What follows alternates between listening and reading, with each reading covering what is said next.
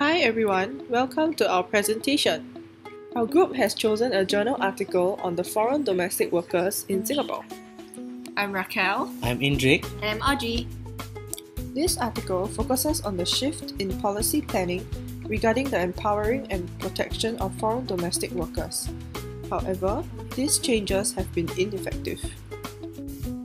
Let us first look at the policies that were being addressed in the journal article. First, we have the standardized work agreements.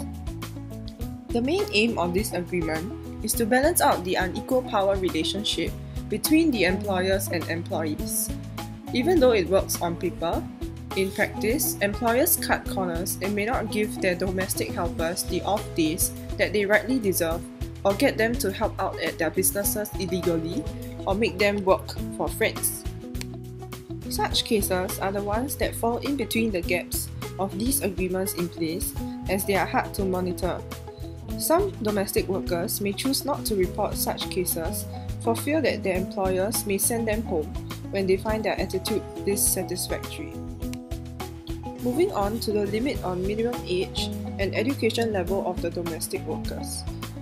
This limit may have many negative implications to the foreign domestic workers, especially if they fail to pass the tests within the short span of 3 days. They will then be deported back to their home country. It is also reported that as a result of this restrictive ruling, there is a decline in the inflow of foreign domestic workers. There are also stricter penalties for the abuse and ill treatment of foreign domestic workers.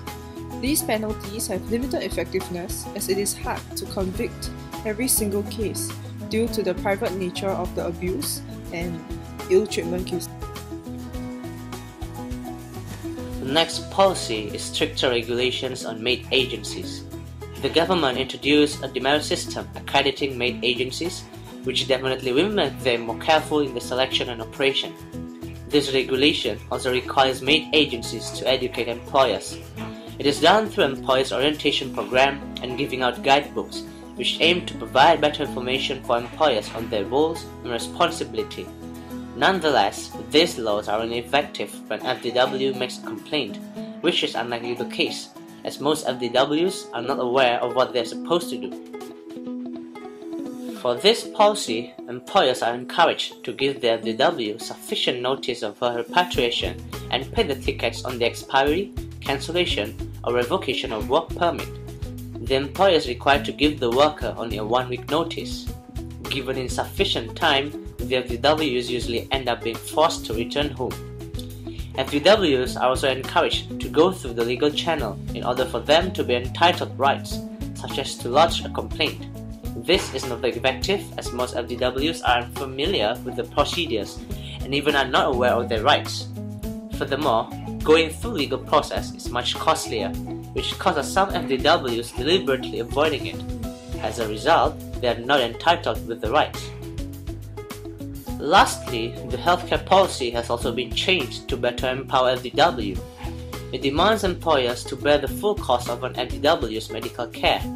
Coverage in the form of medical insurance amounting to $5,000 a year for inpatient care and day surgery. This requirement is included as FDWs no longer have the access to the subsidy system previously available through polyclinics. Generally, this policy has been well received by FDWs since it protects the worker. However, as compensation comes only after the injury, disablement, or even death, the benefits in effect may be offset by the losses she suffers. Although the author has brought out some very good points, she has presented a very one-sided argument. Let's take a look at some of the things we felt that she could have done better. Firstly, and most obviously, she fails to consider the other side of the story, the employers. Sometimes, it is the employer that falls victim to the maids, who steal, cheat, are uncooperative, or are problematic. By not mentioning such cases, she makes it seem like the FDWs are the only victims in the equation. Next, she overgeneralizes by not considering the various family types in Singapore. With an aging population, it's common for families to hire FDWs to take care of their aging parents, who very often require round-the-clock care.